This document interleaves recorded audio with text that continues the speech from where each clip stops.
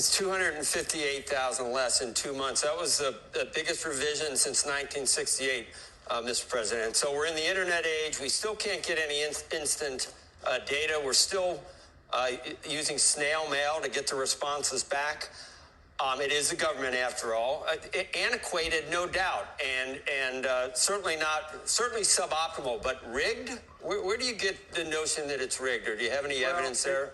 It is antiquated, but it's also very political. And, I had an election recently where I did very well, won every swing state, won the popular vote, won everything, all right? Won all the counties. It's, I think 87% of the counties were Republican up. That's never happened before. And yet I had to go through hell. And just days before the election, they put out numbers that it was like the country was on fire. It was doing so well. And then they did a revision about 2 weeks later, and the revision was down by almost 900,000 jobs. You remember that? And I said, what would have happened? What would have happened if I lost? Think of it. I would have said, they gave phony numbers, and then they revised them a week and a half later. Those were benchmark numbers, though, Mr. President. That happens. They do that. They do that twice a year. And it reconciles the monthly figures with the overall numbers, and it was a big number. And obviously, the numbers were rigged. The numbers were rigged. Biden wasn't doing well; he was doing poorly. They announced these phenomenal numbers 2 days before the election, and a little bit before that. Always these great numbers, and you knew it wasn't doing well. You knew prices were through the roof, and inflation was terrible. The whole thing was bad. But think of it. Then they did the biggest revision, I think, in history, of almost 900,000 jobs. And it turned out to be more than that because later on they did another revision. And so they gave phony numbers in order to win the election. After I won the election, I said too big to rig. But after I won the election, then they announced a downward number, in other words, to bring them back to reality. And I said, wow, supposing I would have lost, I would have blamed that. And people would have said I was a conspiracy theorist. It's crazy. Elaine Chao was on yesterday, and I know she was I think she was labor secretary for 8 years under Bush too, and she was your transportation secretary as well. And she said, the commissioner doesn't really even get involved with the actual minutia of putting all these things together, and there's no way that it could have been that she could have chosen to rig these numbers to make them look bad. And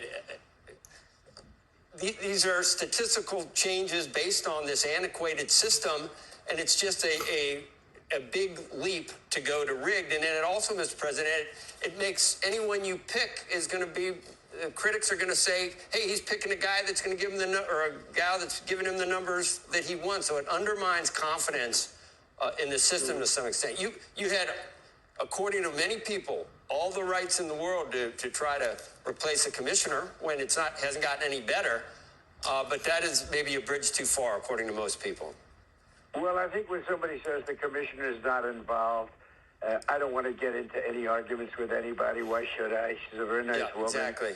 But when they say that that nobody was involved, that it wasn't political, give me a break. Look, before the election, I had this massive outflow of beauty for Biden. I mean, he didn't know he was alive. And for Biden, the economy was roaring. It was a beautiful thing. And I said, there's no way this is happening. It's going the opposite direction. And 2 weeks later, they said I was right. But even if you look at the original, the ones from the other day, the numbers were very timid. And then they announced something that made them even more timid. On top of it, on sort of a reporting day, I don't know why, it just seemed a little bit more important than most times when they announced these numbers.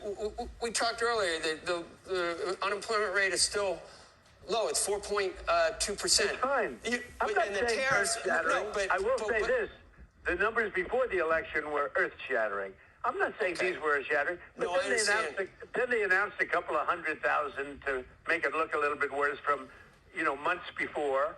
I said, where did those numbers come from? So, for as much as you want to, it's a highly political situation. It's totally rigged. Smart people know it. People with common sense know it.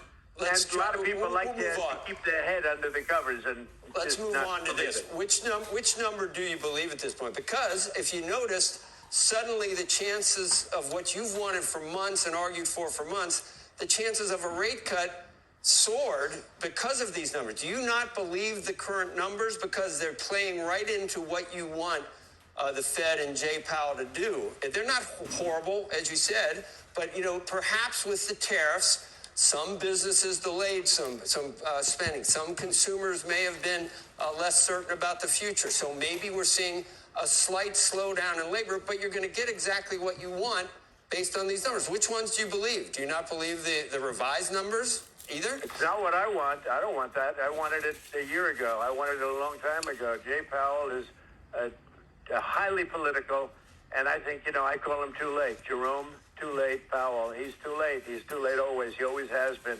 except when it came to lowering interest rates before the election. That he did. He worked that out. Who would you replace him with? I know you watch the show occasionally, and we had an extended interview with one of the prospective replacements, Kevin Warsh. Were you watching that day, or? I was. He's very good. He's very good. He's very good. Sometimes they're all very good until you put them in there, and then they don't do so good. But a lot of them, I think he's a very good guy. I think I say Kevin and Kevin. Both Kevins are very good. And there are other people that are very good too. But Kevin's a lot of Karens. I don't know if that's good. A lot of times they're very good. Like this character that we have in there now, Jerome Too Late Bell. He was very good. He said, "Sir, I'll keep interest rates so low. I'm a low interest rate person, sir." You could hardly hear him talking over the desk. Is Warsh somebody that worked for him, he was a big fan of his. Not a fan of his. He hardly knew him, but he wanted him so badly. I did somebody a favor. I put him in there. No, he's too late. He's too late. That name will stick to him. Can you handicap it at all? Who you're, or you won't know? When will you know? And when will you announce it? Two Kevins are doing well, and I have two other people.